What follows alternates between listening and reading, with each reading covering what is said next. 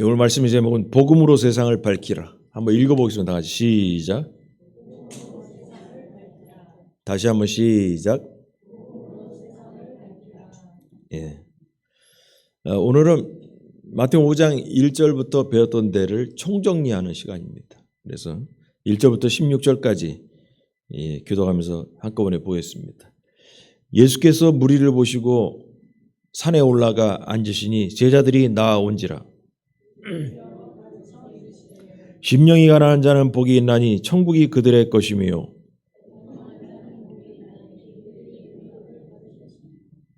온유한 자는 복이 있나니 그들이 땅을 기업으로 받을 것이며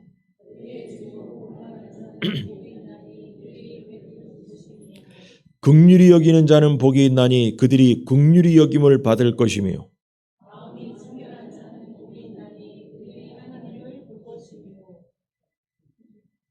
화평하게 하는 자는 복이 있나니 그들이 하나님의 아들이라 일컬음을 받을 것이며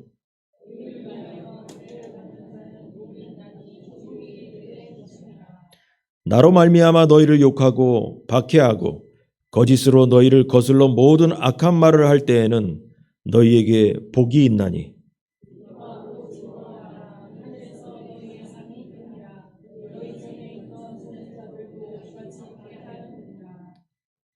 너희는 세상의 소금이니 소금이 만일 그 맛을 잃으면 무엇으로 짜게 하리요? 후에는 아무 쓸데없어 다만 밖에 버려져 사람에게 밟힐 뿐이니라.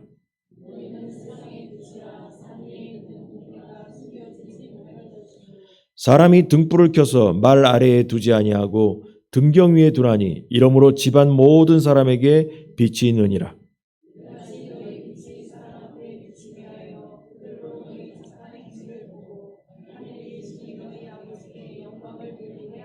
아멘. 지금까지 우리가 한 9주? 한 9번 정도에 걸쳐가지고 2달 이상 8복에 대해서 8가지 복에 대해서 많이 듣던 얘기인데 이 얘기를 통해서 은혜를 나눴습니다. 오늘 이 8가지의 복을 총정리하는 시간이 되겠습니다. 지금까지 말씀 제목을 무슨 온유한 자, 가난한 자, 그렇게 한 게 아니고 뭐라고 했냐면 주보에 되면서 이 땅에 살면서 하늘의 복을 누리는 방법 이렇게 제목을 정했습니다. 이 땅에 살면서 하늘의 복을 누리는 방법 이래 가지고 설교를 계속 해왔었는데요. 그 말의 뜻은 지금까지 이 8가지의 복은 천국에 가서 그렇게 살라는 게 아니라 이 땅에서 그렇게 살라는 거예요. 이 땅에서 그렇게 8가지의 복을 누리며 사는 사람이 되어야 된다는 것이죠. 그리고 가장 중요한 것은 뭐냐 하면 이 말씀이 이렇게 언뜻 생각하면 예수님께서 사람들을 다 모아놓고선 이런 복이 임해라 라고 말씀하신 게 아니고 첫 번째 날 딱 얘기했어요. 뭐냐 하면 이 말씀은 제자들에게만 하신 말씀입니다. 이거를 까먹으면 안 돼요. 자, 여기 1절에 보면 예수께서 무리를 보시고 산에 올라가 앉으시니 제자들이 나온지라. 그래서 이 원어의 뜻이 무리를 보시고 할 때 무리를 데리고가 아니고 예수님께서 무리들이 따라오니까 무리들을 피해서 산으로 갔다라는 얘기예요. 무리들을 데리고 간 게 아니고 무리들을 피해서 제자들이 나아온지라. 제자들만 데리고 산으로 가신 거예요. 제자들만. 그래서 이 산상보훈의 이 마태복음 5장부터 계속 나오는 이 말씀 뭐냐? 많은 그냥 이런저런 사람들에게 말씀을 전한 게 아니고 제자들에게만 주신 말씀이 이거죠. 그래서 제자들에게 이러한 복이 임하기를 바란다라는 거예요. 이렇게 8가지의 모습처럼 살아서 8가지의 복이 제자들 너희들에게 임하기를 원한다는 거예요. 여러분 이걸 잊으면 안 돼요.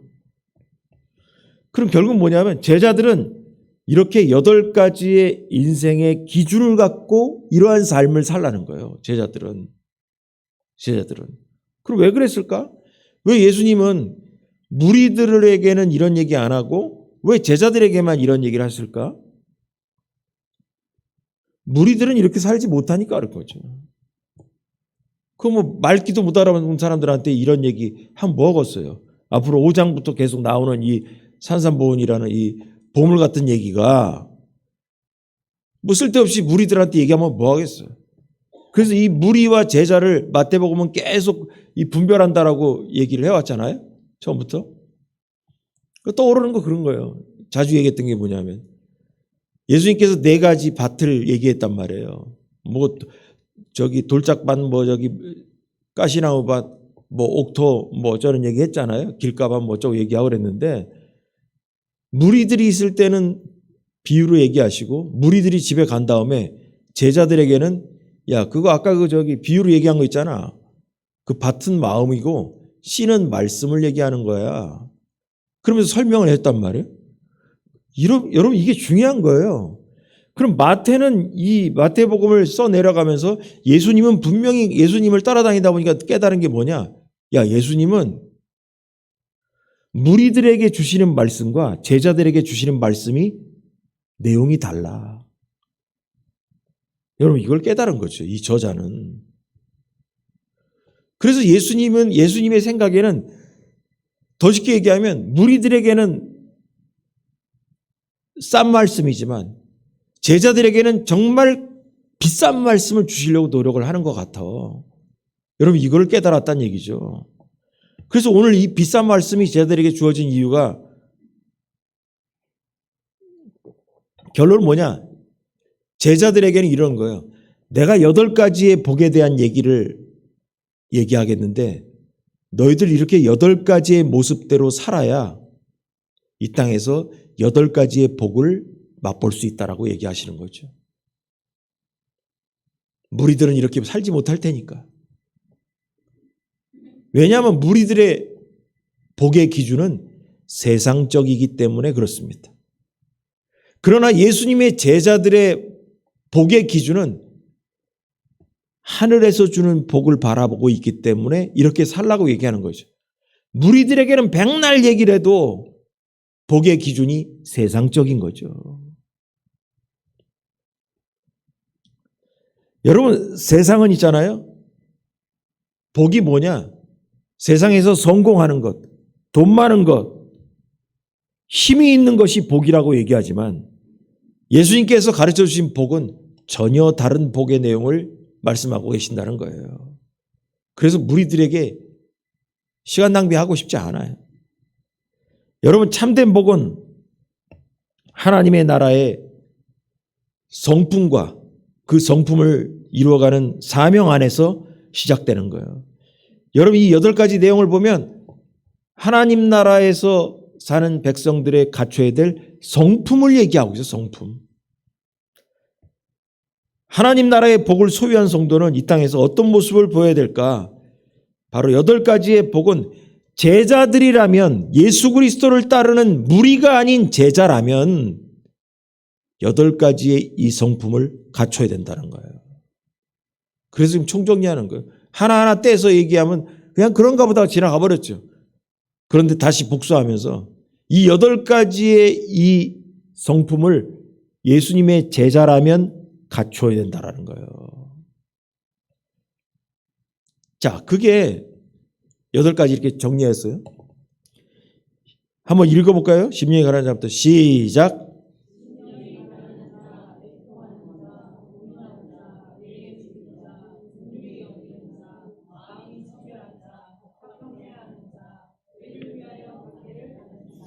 자, 이렇게 8가지인데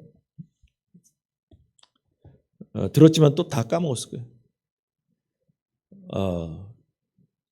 지난 시간 동안 설교했던 내용들을 이 8가지를 짧게 다시 한번 복습하겠습니다. 심령이 가난한 자라고 했는데 누가복음에는 그냥 가난한 자라고 나왔죠. 그렇죠? 그래서 결론은 뭐냐? 심령이 가난한 자라고만 얘기하지 말고 마음이 가난한 자라고만 얘기하지 말고 진짜 성경의 내용을 가만히 보면 물질이 가난한 자도 얘기하고 있다라는 거예요. 그럼 이게 뭔 얘기냐? 물질이 가난한 자, 심령이 가난한 자는 복이 있는데 천국이 저희 것입니다 그랬어요. 세상은 돈 많은 게 복이라고 얘기하지만 주님은 전혀 다른 얘기를 하는 거예요. 가난하다는 것은 영적으로 뭐냐? 해석을 하면 부족하다라는 걸 얘기하는 거예요. 만족이 없는 삶이다라는 거죠.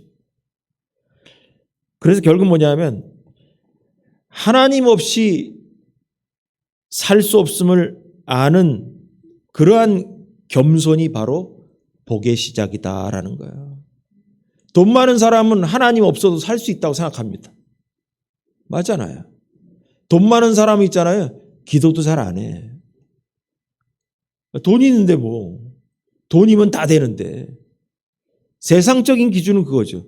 그러나 정말 가난한 사람은 하나님 나는 돈도 없고요. 아무것도 없어요. 주님밖에 없습니다. 여러분, 그래서 마음이 가난한 자, 물질적으로 가난한 자는 주님만 의지하게 된다는 거예요. 그래서 이 사람은 천국을 가난한 중에도 지금 살면서 맛본다라는 거예요. 하나님을 의지하는 삶이 바로 복받은 사람이다. 그래서 첫 번째로 뭐냐면 제자는 가난해야 된다. 가난해야 된다는 거예요. 제자는. 두 번째로 애통하는 자는 뭐냐면 주님은 애통하는 자를 복되다고 했어요. 말 그대로 눈물이 많아서 세상을 보고 인생을 돌아보며 슬퍼하며 하나님의 뜻을 구하는 마음인 거예요. 그 애통이 하늘의 위로를 부른다는 거예요. 그래서 뭐냐 하면 애통하는 자, 쉽게 얘기해서 불쌍하잖아요. 하나님 앞에서 불쌍한 사람이 되길 바랍니다. 하나님 앞에서 교만한 사람이 아니라 불쌍하게 보이는 사람이 돼야 돼요. 그 애통하며 불쌍한 사람에게 하나님이 찾아오시면서 여러분 그를 위로하신다는 거예요. 그 다음에 온유한 자는 뭐라고 했습니까? 온유한 사람은 딱 떠올리세요. 모세는 세상에 어떤 사람보다 온유함이 승하였다. 온유하다 그랬어요. 그 얘기가 나온 이유가 뭐냐? 모세가 구스 여인을 아내로 삼았을 때 누나와 형이 야 네가 뭐라고 너나 나나 다 같은 선지자인데 네가 뭐라고 이방 여인을 아내로 삼냐? 했을 때 모세가 아무 말 하지 않았어요. 하나님께 모든 걸 맡겼죠. 여러분 하나님께서 모세의 형 아론과 누나 미리암을 문둥병이 걸리게 하려고 누나가 먼저 걸렸죠. 아론이 살려달라고 간구합니다. 그래서 모세가 기도해서 낫게 합니다. 여러분 그러면서 거기에 나온 게 온유함을 얘기하고 있어요. 또 다윗의 시에 보니까 온유한 자가 땅을 차지한다는 거예요. 결론은 뭐냐? 이 성경이 말하는 온유는 뭐냐? 하나님께 모든 걸 맡기는 사람. 내가 세상을 다스리는 것이 아니라 하나님께 이 세상의 다스림을 맡기는 사람. 내 인생의 다스림을 맡길 때 하나님께서 맨 처음에 떠들던 사람들이 갖고 있던 그 땅을 빼앗아서 온유한 자에게 주십니다. 온유한 자에게. 그가 다스리던 땅도 빼앗아서 하나님께서 심판하셔가지고 온유한 자에게 차지하게 하시고 온유하지 않은 드센 사람이 갖고 있던 권세도 하나님께서 떨어뜨려서 온유한 자가 차지하게 하십니다. 그러려면 시간이 필요하죠. 하나님께 믿고 기다리는 자에게 그게 바로 온유한 자인 거예요. 나중에 하나님께서 땅을 차지하게 만드십니다. 또 주님은 의에 줄인 자들을 채우게 된다라고 말씀했습니다. 주님이 말씀하시는 의가 뭐냐? 세상적인 의와 성경이 얘기하는 의가 다르다고 그랬어요. 세상적이 얘기하는 의는 상식적인 것, 정의로운 거 얘기하죠. 그러나 뭐냐? 이 얘기를 하면서 의는 뭐냐? 세례 요한이 예수님의 세례를 줄 때, 난 못하겠다고. 어떻게 내가 예수님께 세례를 주냐? 세례를 주는 것이 하나님의 의를 이루는 것이다 라고 얘기했다고 했어요. 예수님이 말씀하시는 의, 성경이 말씀하시는 의는 뭐냐면 하나님의 뜻이 이루어지는 것, 그것이 바로 성경이 말하는 의입니다. 의의 줄인 자라는 얘기는 뭐냐? 하나님의 뜻이 이 세상에 이루어지기를 간절히 바라는 사람. 하나님의 계획이 이 땅에 오로지 이루어지기를 원하는 사람. 그런 사람이 바로 제자가 되어야 된다는 거예요. 세상은 자기 욕망을 채우려고 하지만 제자는 하나님의 뜻을 바라보며 사는 사람이에요. 주님은 그 하나님의 뜻을 바라보며 사는 제자에게 하나님이 뜻이 이루어지는 것을 보게 하신다라는 거예요. 보게 하신다라는 거예요. 의에 줄인 자는 배부를 것이다. 그 말은 뭐냐? 하나님의 뜻이 이루어지는 것을 보게 될 것이다. 그 말이라는 거죠. 여러분, 이런 사람이 간증이 넘치는 사람이 되는 겁니다. 다섯 번째로 긍휼히 여기는 마음이 있어요. 긍휼히 여기는 자. 예수님은 제자들이 긍휼히 여기는 마음을 가져야 된다고 얘기하는 거예요. 불쌍히 여기는 마음. 긍휼은 단순히 뭐냐? 불쌍하다가 아니라 다른 사람의 아픔을 짊어지려고 하는 그 마음을 얘기하는 거예요. 저 사람 불쌍하구나. 그게 아니라 그 사람의 불쌍함을, 아픔을 나도 나누려고 노력하는 사람. 제자는 긍휼히 여김을 가질 수 있는 그러한 자세로 제자로서 살아야 된다는 것입니다. 그 다음에 여섯 번째로 뭐냐 하면 마음이 청결한 사람이 나와요. 마음이 청결한 사람이 하나님을 본다고 얘기했습니다. 여기서 청결함은 하나님을 향한 아주 깨끗한 마음을 얘기하는 거예요. 예수님께서 뭐라 하셨냐면 나를 본 자는 하나님을 본 자라고 얘기했습니다. 그래서 마음이 청결한 사람이 어떤 사람인가? 바로 뭐냐면 예수님의 성품을 가지고 하나님을 바라보는 성도가 바로 하나님을 만나는 것입니다. 구약에는 하나님 만나기가 하늘의 별 따기입니다. 근데 신약에 와서 예수님께서 내가 너희와 세상 끝날까지 항상 함께 하겠다고 했죠. 예수님 이후로 우리는 매일 볼 수 있게 됐어요. 그분이 바로 우리 안에 계신 성령님이십니다. 그래서 오로지 하나님을 향한 마음을 가질 때 매일같이 우리는 성령 하나님을 만나게 되는 건데 바로 이 죄악에 물든 이 세상에서 하나님의 임재하심을 매일같이 경험할 수 있다는 것입니다. 하나님이 나와 함께 한다는 것을 매일 경험하는 삶, 성령님께서 나와 함께 매일 한다는 것을 깨닫는 삶, 이것을 우리가 제자들이 매일같이 경험해야 된다는 거예요. 그리고 화평케 하는 자.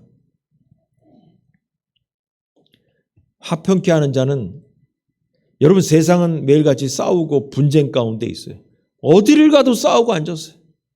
어디를 가도.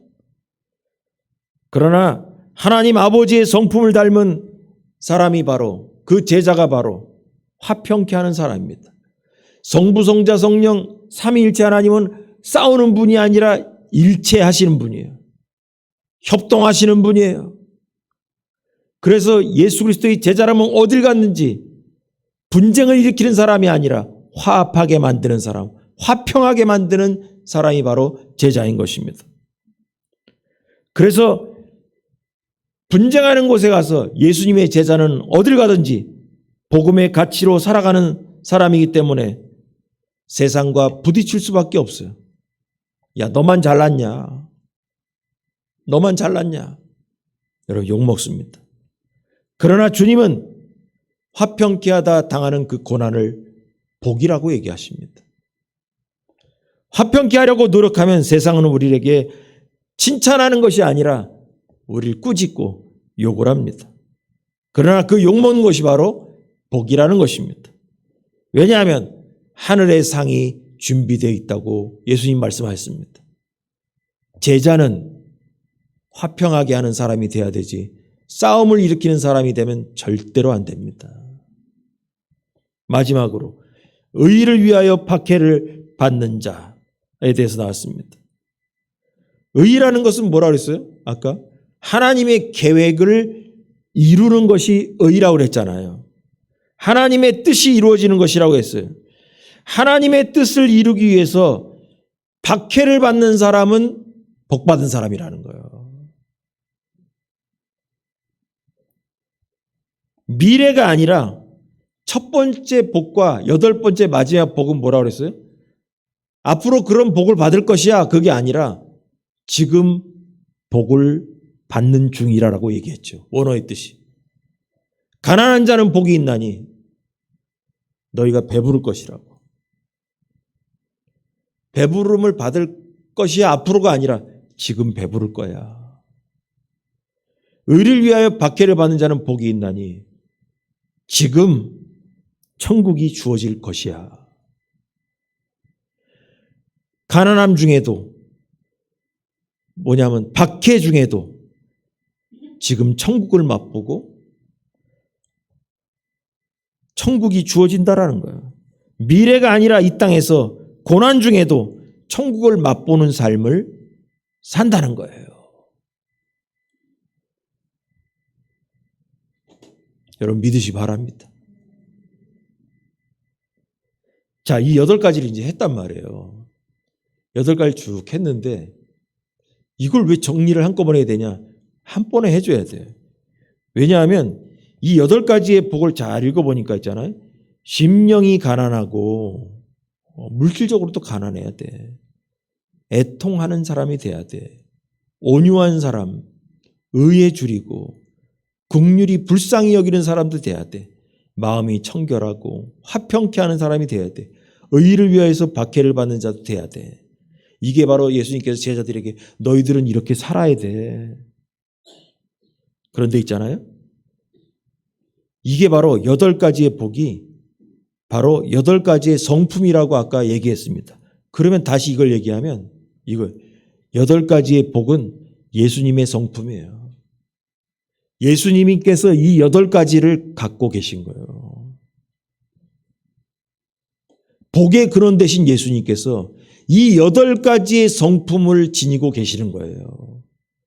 그래서 예수님께서 무리들을 빼놓고 제자들은 예수님을 닮아야 되기 때문에 너희들도 이렇게 살아야 돼.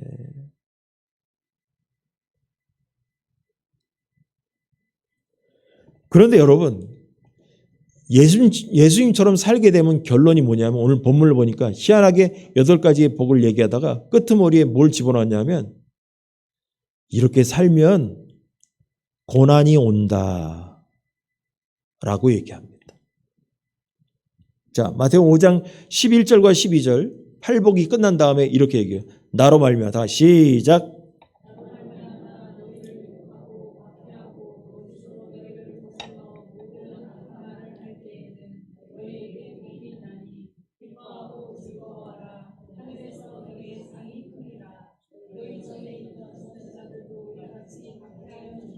아멘. 여러분 예수님처럼 살면 세상에서 고난 받는답니다. 예수님께서 말씀하시는 8가지의 성품을 갖고 우리가 살다 보면 세상은 너희들을 기뻐하지 않아. 기뻐하지 않아. 가난하게 살아봐라. 누가 너를 복받은 사람이라고 인정해 주겠냐. 예수님처럼 가난하게 살아봐라. 백도 없고 돈도 없고 해봐라. 고난만 당하지. 여러분, 세상에는 목소리 큰 사람이 다 이긴다. 근데 예수님께서 뭐냐? 온유한 자는 복이 있나니. 목소리 높이지 않고 살아봐라. 누가 너를 알아주냐? 욕만 먹지. 여러분, 이 8가지를 쭉 묵상하면서 그런 생각이 드는 거예요. 이렇게 살면 과연 세상에서 세상이 말하는 사람처럼 멋지게 살 수 있을까? 세상의 기준을 보면 8가지의 예수님처럼의 성품을 갖고 살면 무시당하기 딱 10상입니다. 맞잖아요. 무시당하기 딱 10상입니다. 무시당하기. 욕먹기 딱 10상이에요. 그래서 바로 나로 말미암아 너희를 욕하고 박해하고 거짓으로 너희를 거슬러 모든 악한 말을 할 때에는 너희에게 복이 있나니. 이 말은 결론인 거예요. 이렇게 8가지의 성품을 갖고 살아봐라. 악한 말을 들을 것이다. 그때 너희에게 복이 있나니. 그때 악한 말을 들어도 기뻐하고 즐거워하라. 하늘에서 너희의 상이 크니까 그렇게 해라. 너네들만 욕먹는 게 아니야. 구약에 있었던 선지자들도 다 그렇게 욕먹고 살았어.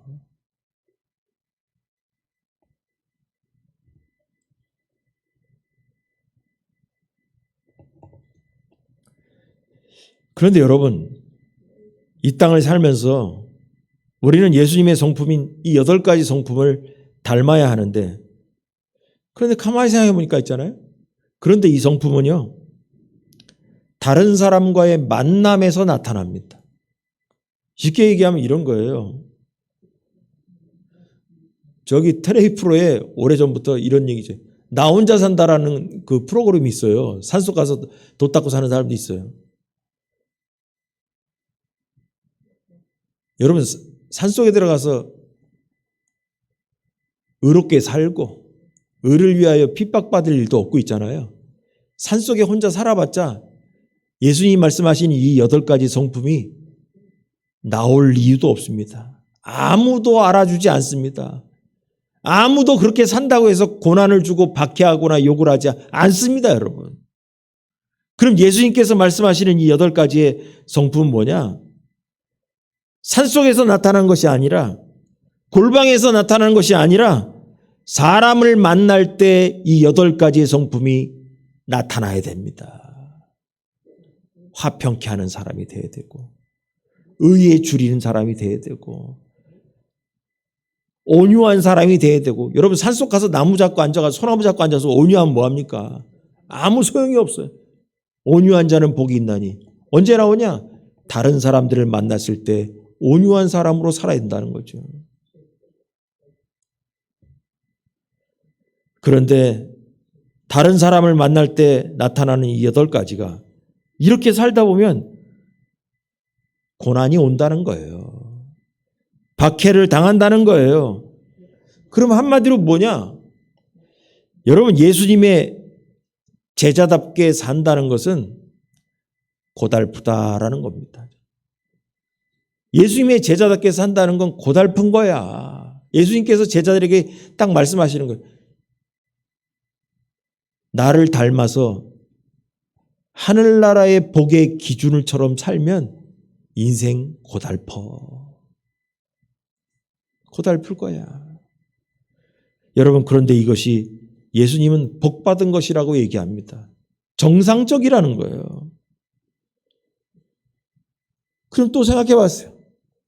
우리가 산속에 사는 인생이 나 혼자 산다도 아니고 산에서 내려와서 이 땅에 사는데, 그럼 이것이 어디에서 우리가 먼저 나타나야 될까? 교회에서 먼저 나타나야 됩니다.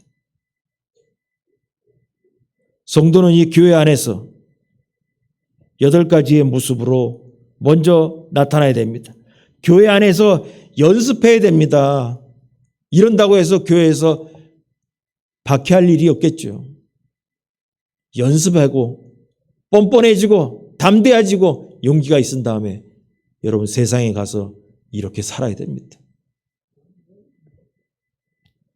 세상에서 이렇게 살면 당장 고난이 옵니다. 그러므로 교회 안에서 먼저 나타나야 되고 그 후에 세상에 나가서 예수님의 성품을 나타내는 여러분들이 되기를 바랍니다. 그래서 여러분, 예수님의 제자답게 산다면 예수님의 이 8가지 성품이 세상에 드러나야 됩니다. 우리는 세상에 이러한 모습을 드러내고 살아야 돼요. 예수님의 제자는 산속에서 사는 인생이 아니에요. 땅끝까지 이르는 사람이 된다 그랬잖아요. 복음을 전하기 위해서. 산속에 들어가서 사는 사람. 나는 모든 거 다 때려치고 조용히 어디 가서 탁 살고 싶어. 말년에 그냥 조용히 어디 가서 그냥 초야에 묻혀가지고 살고 싶어. 복음적이지 않아요. 복음적이지 않다니까. 그냥 우리 가족과 그냥 조용히 살고 싶어. 예수님이 들으시면 그거 내 뜻이 아니다 그러실 거예요. 예수님은 우리에게 땅끝까지 가라고 하셨어요. 나 혼자 산다처럼 산속에 들어 살라고 말씀하지 않았어요. 말을 한마디를 해도 하나님이 듣기에 섭섭하게 하면 안 돼요. 주여 저를 사람들이 복작복작거리는 곳에 보내주시옵소서. 그게 복음인 거예요.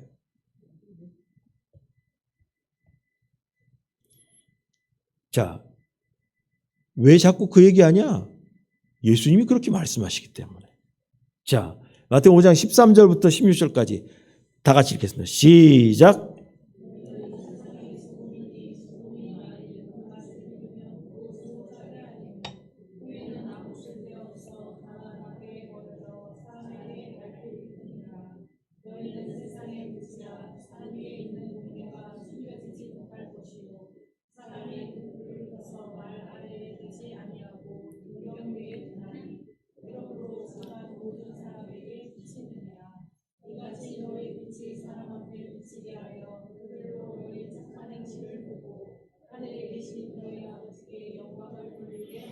아멘. 여러분 여기에 결론은 소금이 어쨌다는 등 빛이 어쨌다는 등 그런데 시간을 쓰면서 설교하고 싶지 않아. 이걸 갖고 의미가 어쨌다는 등 중요하지 않아. 결론은 뭐냐면요. 예수님의 제자는 세상의 빛처럼 살아야 되고요. 예수님의 제자는 세상의 소금처럼 살아야 된다. 그냥 이거예요, 그냥. 지금까지 얘기했던 나 혼자 산다 그 얘기 자꾸 했잖아요. 예수님의 제자는 소금처럼 살고 빛처럼 살려면 산속에서 살면 되는 게 아니에요. 산속에서 소금의 역할, 빛의 역할 아무 의미 없어. 소나무 앞에 가가지고 소금 역할 해봤자 별 볼 없고요. 개구리 앞에 가서 앉아가지고 빛의 역할 해봤자 아무 소용없어요. 소금이며 빛인 우리는 세상으로 나가야 그 역할을 할 수 있는 것입니다. 소금으로서 빛으로서 어떻게 하라는 얘기냐? 세상을 변화시키라는 얘기예요. 예수님의 제자들은 세상의 소금이고 빛이라는 것입니다. 소금은 부패를 막고 생명을 보존하는 역할을 합니다.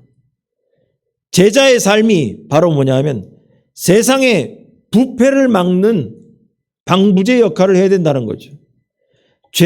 적용하면 죄로 썩어진 모임에 가서 썩지 않게 만들어야 되고, 죄로 썩어진 직장이나 회사에 가서 나 때문에 썩지 않게 만들어야 됩니다. 또 나 때문에, 예수님의 제자 때문에 이 사회가 썩지 않게 만들어야 되는 것이 바로 우리의 역할이라는 것이에요.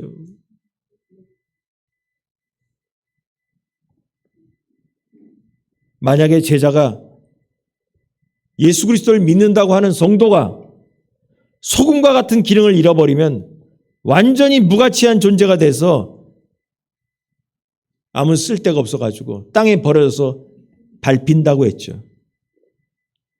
기독교인들이 무시당하는 이유가 바로 그거예요.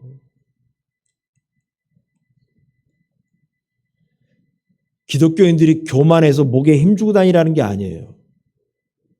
기독교인이 소금의 역할만 해도 세상이 우리를 밟지 못해요. 밟지 못해요. 여러분 소금처럼 살기 바랍니다. 근데 이때 욕먹는 걸 각오하고 살았기 바랍니다. 소금처럼 살아야 됩니다. 또 비친 성도는 뭘 해야 되냐? 어둠과 같은 세상을 빛으로 인도해야 됩니다. 인도해야 됩니다.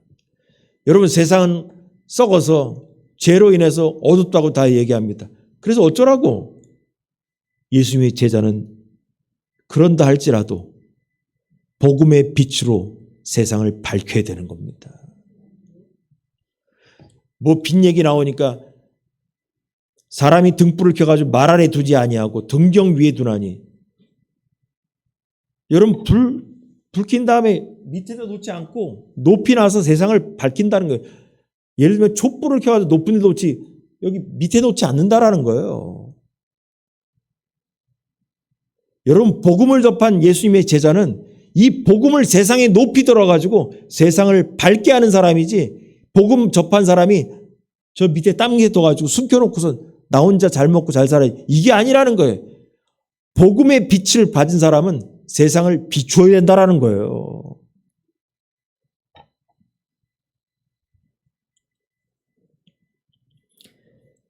빛은 세상을 밝혀주고 길을 안내합니다.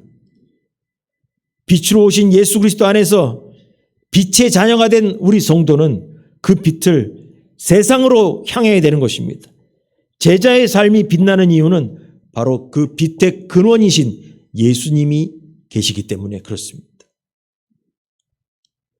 그래서 16절 다시 한번 읽을까요? 이같이 시작.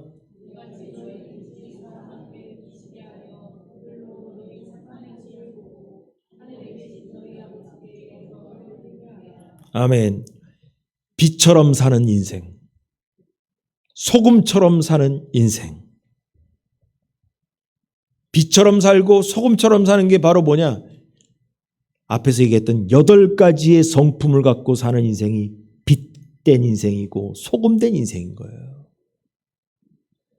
그렇게 살 때 그들로 너희 착한 행실을 보고, 예수님처럼 8가지의 모습으로 살 때 그 착한 행실을 보고라는 거예요. 예수님처럼 살 때 착한 행실이 세상에 나타나는 거예요. 그들로 하여금 하늘에 계신 너희 아버지께 영광을 돌리게 하라. 이 말은 뭐냐? 예수님처럼 8가지의 모습을 갖고 살 때 그들로 하여금, 예수 믿지 않는 사람들로 하여금 예수님께로 돌아오는 것이 바로 하나님께 영광을 돌리게 하는 겁니다. 그게 바로 전도인 것입니다. 이때 소금과 빛을 본 이방인들이 하나님께 돌아와서 영광을 돌리게 되는 겁니다. 그래서 제자들의 이 선한 행실, 빛된 행실, 소금된 행실은 하나님께 영광을 돌리는 통로가 되는 것입니다. 우리가 주님의 성품대로 살아갈 때 세상은 주님의 빛을 보게 되고 주님의 소금의 맛을 보게 되는 것입니다. 그리스도의 빛을, 그리스도의 소금을 세상에 전하는 복음의 통로가 되길 주님들이 축원합니다. 다시 정리하자면 이 8가지의 복을 받은 사람으로 살 때 우리는 세상에 빛이 되고 소금이 되는 거예요. 그냥 빛이 되고 소금이 되는 게 아니에요. 8가지의 맛을 내는 소금, 8가지의 빛을 내는 성도가 되는 거예요.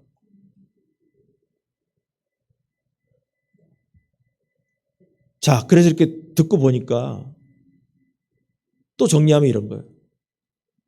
예수님이 선포하신 하나님 나라의 복은 세상의 복과 다르구나.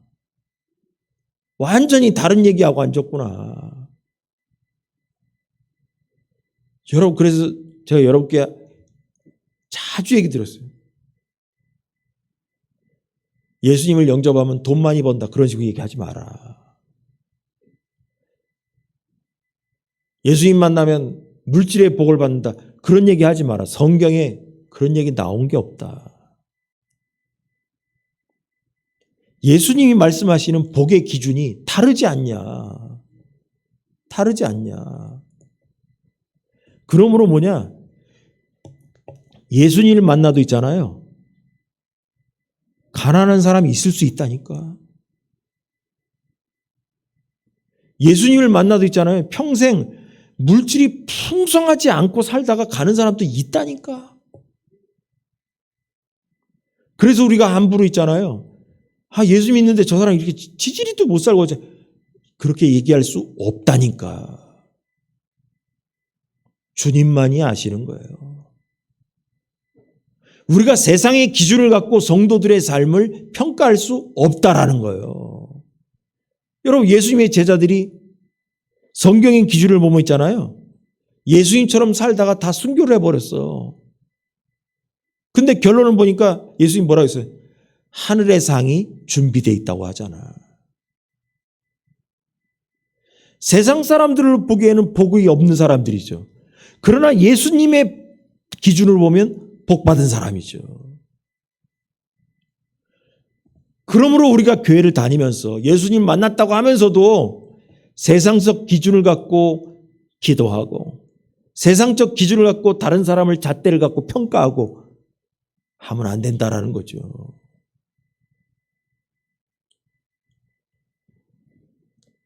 여러분, 그래서 예수님이 선포하신 하나님 나라의 복이라는 것은 세상적 기준과 정말 다르다라는 것을 여러분 깨닫기 바랍니다. 여러분, 이걸 알게 되면 있잖아요. 기도의 내용이 달라져. 첫 번째로 보겠어요. 가난한 자는 복이 있나니. 전에는 기도하면 하나님 나에게 돈을 주시옵소서. 그게 복이 아니라잖아.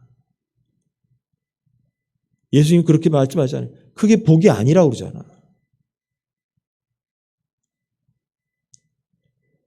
여러분, 의를 위하여 핍박받는 자라고 그랬잖아요. 복이 있다고 그랬잖아요. 의가 뭐라고 했어요? 하나님의 계획이 이루어지는 것. 하나님의 뜻이 이루어지는 것을 바라보고 사는 사람. 그게 의의 줄인 삶이에요.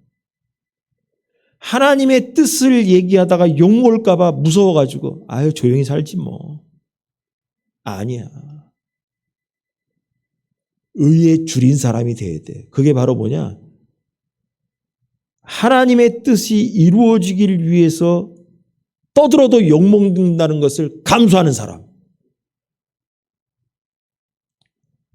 그 사람이 복받은 사람인 거라는 거예요.